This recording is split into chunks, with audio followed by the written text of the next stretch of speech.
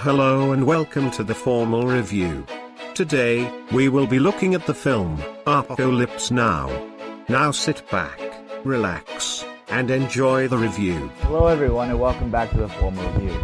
This is episode 45 and I thank you all for tuning in once again. Now this is a slightly special episode because it is a sort of retrospective review. The film was originally released in 1979 and again in 2001, but they did do a new release of the film a few weeks ago, so I thought that warranted a review. I did not do a rewatch of all these films because that's just a really long time that I do not have time for, and there's a lot to take in on this overall film in general. But I will state the differences between the films later on. Now before I get started, I do want to preface this episode with a definite spoiler warning, as this film has been out for 4 years. I will do my best to not completely spoil the film, but as I always say, I do suggest that you see the film so you fully understand everything. But if you do not care about that, keep listening.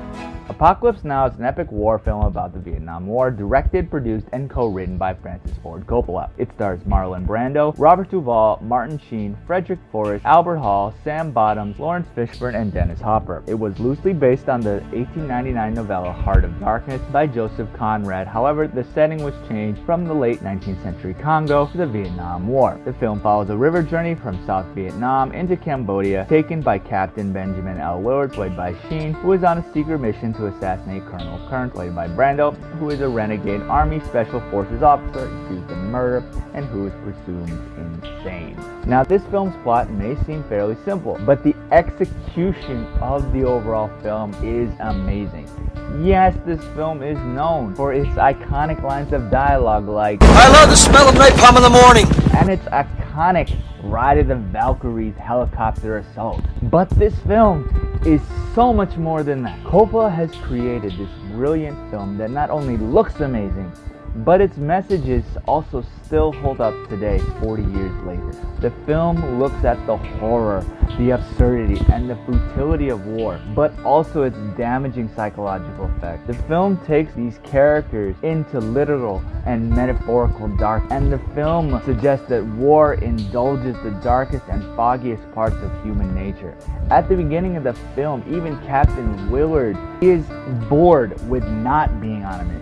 And I'll go into him in a little bit, but in short, the film questions his sanity from the get-go. And this film really does start off with a simple plot in mind. It's to kill a bad guy. However, the film slowly morphs into this descent into hell, both metaphorically and visually. And Coppola creates this amazingly looking film that shows his characters impeding madness. He emphasizes the fear of the unknown by cloaking these scenes in fog and mist. And then he uses math to symbolize a new identity that his characters take on in order to deal with war, such as Willard's smashing of his reflection in the first scene. And then again, when a character puts camouflage on his face when it's not even necessary. The river itself represents a metaphorical and literal journey that these characters are going on. The film and the characters progressively get darker as they venture further and further into the jungle. The cinematography starts off with the sunny helicopter, then later an aero attack in the fog, and then a bridge later only lit by flares and searchlight.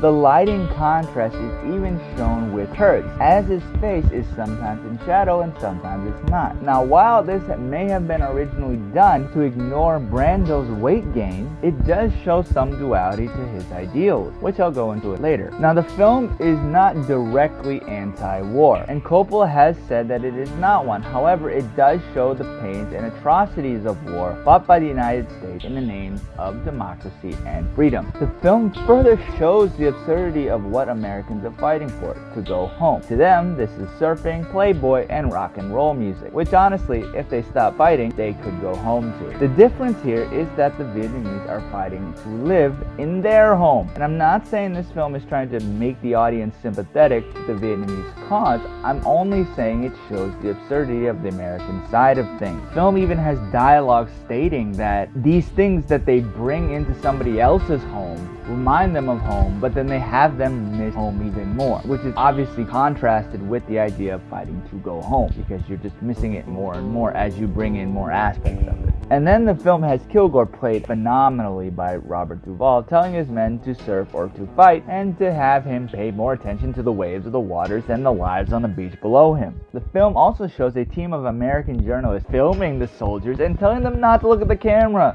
so that the war would be looked at as entertainment. And honestly, this is a fairly meta point, showing that this film is not that. It's not just going to have big explosions, and it's not going to have comedy. It's going to show you the true aspects of war through its messages. Coppola shows American troops killing innocent civilians instead of helping them. The military act as if they own this land, staking out territory and firing without question, even when somebody only wants to go grab their puppy.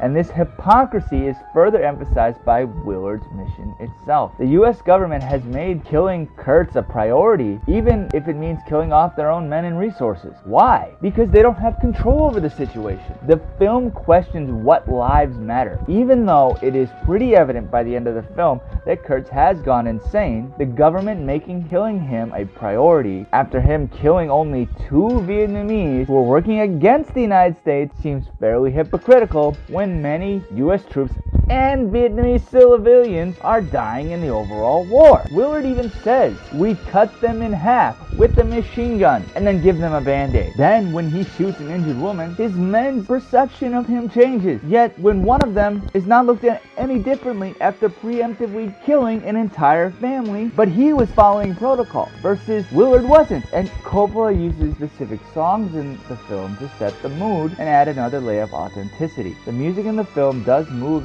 the audience with the characters of the film to have them feel for them when they get mail and read their letters out loud, and the audience wants them to go home. But then later, the audience will hate them for what they're willing to do to get themselves home. Coppola uses this music to also emphasize the fictional aspect of the story. But each moment that also feels unreal feels real at the same time. This film establishes that even though the story is fictional, it is still one that demonstrates the true psychological effects that war has on a person. The film starts off with the end, By the Doors, showing how this is about Willard's downward spiral that does continue throughout the rest of the film. As I mentioned, the film shows Willard as possibly insane at the beginning of the film, and Willard is played wonderfully by Sheen. In this scene, he drunkenly punches a smear to give him some sort of pain, as he did on his first tour of Vietnam. And this scene is so much more authentic, given the fact that Sheen was actually drunk and the blood dripping off his hand is his. It really shows that this man has a mind that has been morphed by war. He no longer wants to fight to go home. He wants to stay and be in the fight. And this again is contrasted to all of the other soldiers in this war there. And he takes this new mission because he's bored.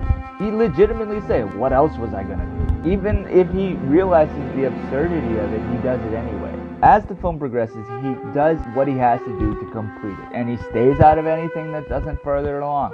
He goes along with Kilgore's mass mayhem because he knows that they're going to escort him to the river that they need to be on. And then he shoots a Vietnamese peasant so that they don't have to take her to a med and they can continue on their mission. So when Willard joins the crew, he notices their inexperience in comparison to himself. They are young and relatively naive about the journey that they're about to go on. Lance, played by Bottoms, is focused more on his tan. Queen, played by a 15-year-old Lawrence Fishburne, jams out to the radio. Jeff, played by Forrest, wants to go find mangoes at night in the middle of the jungle. And she, played by Paul, is calm and optimistic by the overall war. But as this film progresses, the crew's sanity and innocence starts to lessen. And this is shown through many visual cues, and some are more obvious than others. Jeff realizes the danger of the jungle when a tiger attacks him, and Lance puts camouflage on his face in the middle of the day. As they journey down the river, Willard slowly becomes obsessed with Kurt. And as he thinks to himself, the audience starts to wonder if he will join Kurt when they meet, or will he do his mission. The film is amazing with building up this antagonist without even showing him on screen, but even so, making the audience wonder if he actually is an antagonist. When we were watching it, my fiance was watching it for the first time, and she thought that Kilgore was the true villain of this film. Obviously, that's not the case, but this film builds up this character with only showing old photos or what the army says about him. And Willard is willing to kill him, even though he has this admiration for Kurt, but he hasn't met the man before. How do do you know somebody truly until you meet them? But he's going off of what the US government told him and the audience, that he's insane.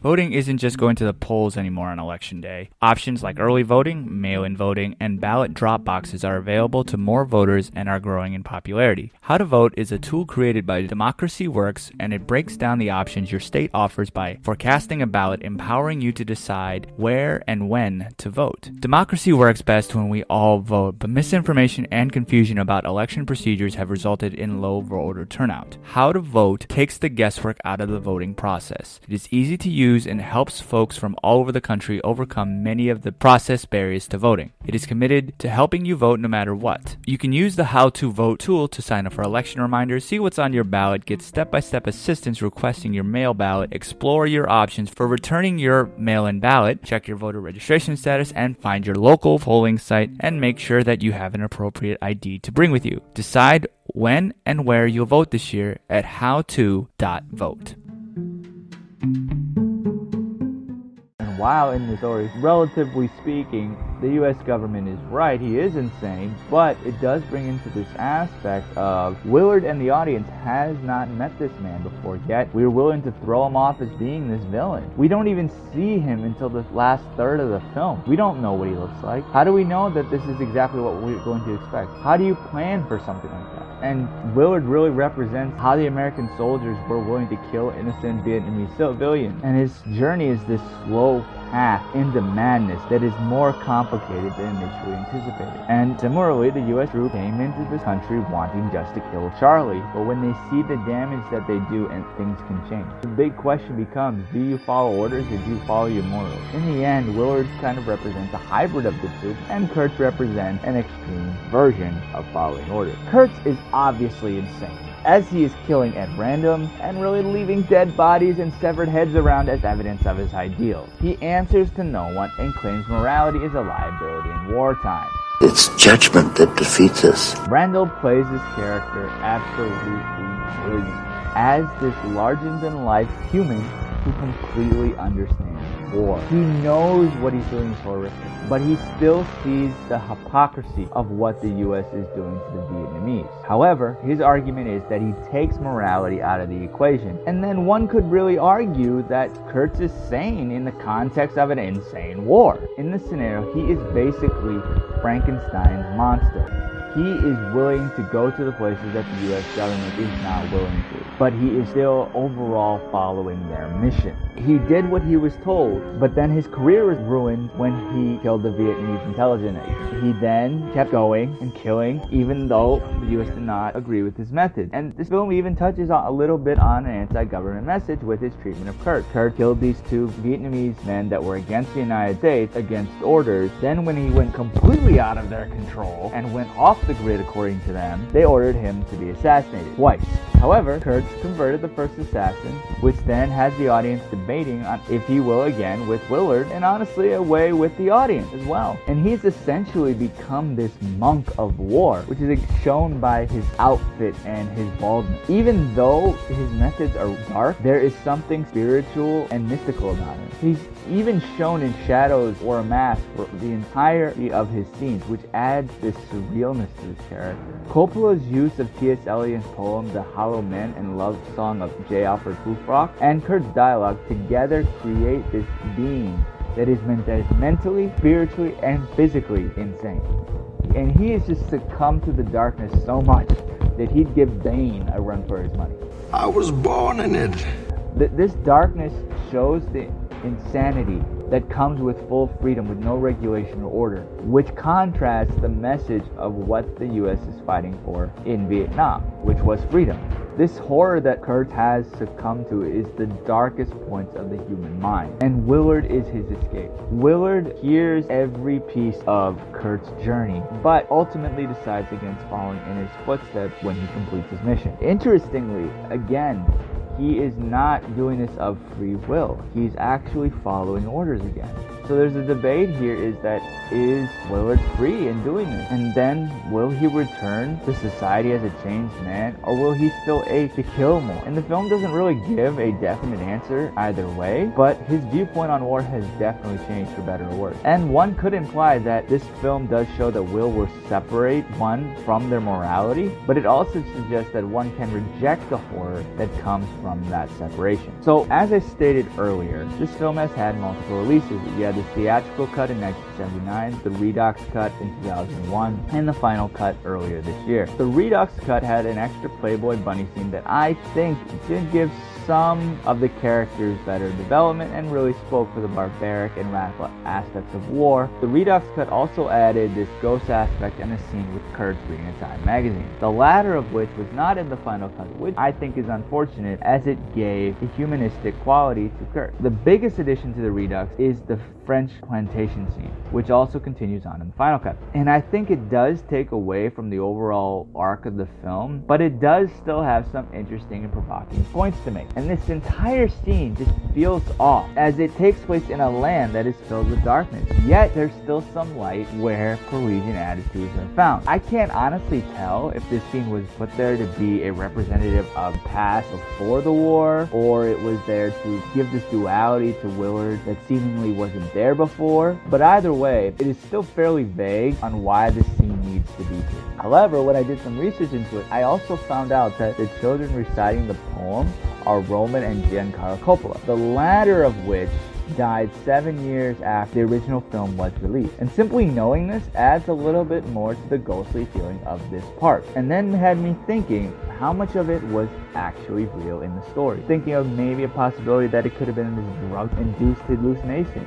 These men, after some of their men were killed, can go on shore and maybe they induce themselves in a bunch of drugs, and it's how they're dealing with the death of some of their comrades. And frankly, it kind of makes sense going off of how surreal the rest of the film was. And like I said earlier, even moments that feel unreal feel real at the same time, so you don't know which part is the real and which part is the fiction. It's such an interesting concept watching this scene because I don't know how to take it. It could have been all of these things put together in one, and maybe that's the genius of it that I'm just not understanding. But I think that this is my overall issue with the additions of the films that have been released. I do think that the original film was amazing as it was, and then they added some things later on, and then some of which were removed in the final cut. I think that some of the stuff in the Redux cut could have been kept, and some of them not so much. I've liked certain things about each cut and disliked some things about other cuts. However, I think this is something that depends on the viewer, because the film is fantastic no matter which version you see. Now, overall, this film was a great time, and it definitely holds up 40 years later. Knowing how much stress went into making this film really shows the dedication and the effort that was put into it. The weather wasn't great in the Philippines, delayed production, people had heart attacks and epileptic seizures on set. It's a really intense movie to watch, and also to think about how it was made, and really exemplifies the phrase that Coppola said, that this film is not about Vietnam, it is Vietnam, because it was a horrific event, plus it was a horrific event to film. And really, there aren't a lot of films that are like this nowadays. Each viewing, no matter the cut, is an experience to watch. The film is brilliantly made. Coppola and his cinematographer Vittorio Storaro used lighting to create some of cinema's most iconic shots that are still being replicated today. The film is an absolute spectacle, and it takes a dive into war that a lot of war films don't. It can be debated that this is the best war movie of all time, but one cannot deny that it is an absolute cinematic masterpiece that is worth watching again and again. And I would rate this film a 5 out of 5 bow ties. Now, what did you think of the film? What is your favorite cut and what is your interpretation? Let me know and hit me up on social media. Formal Reviews on Twitter, Instagram, and Facebook. And the URL is all the same. It's at the Formal Review. Thank you all for tuning in once again. I really appreciate you all listening. I see the numbers and I'm really thankful for you all tuning in. So you never miss an episode, please subscribe on your favorite streaming service. The Formal Reviews on Spotify, iTunes, Google Music, and much more. Pretty much any service that has podcasts. In addition, I am always willing to grow and improve, so please leave a review on your favorite service. Feel free to also tell me what you want to hear and or a film that you want me to review. I do this for you all, and I want to keep it entertaining. Each pair of ears that you give to this podcast allows me to continue. For those who have supported me on a financial basis, I really appreciate the fact that you have supported me in such a way. For those who want to give some financial support, please go to anchor.fm/the-formal-review and click support this podcast. And really, any donation is appreciated. As with every episode, I do have music in the background. I do not own the rights to this music, but I put it in the show to support each film's score. This is an important part of the film and can really bring the audience back into the film's environment. This episode's music is from the Apocalypse Now original motion picture soundtrack composed by Carmine Coppola and Francis Coppola, released in 1979 by Kel Ketra. Thank you all for tuning in once again, and until next time, I'll see you at the movies. Take care, everyone. Thanks for tuning in to this episode of The Formal Review. We hope you'll join us again.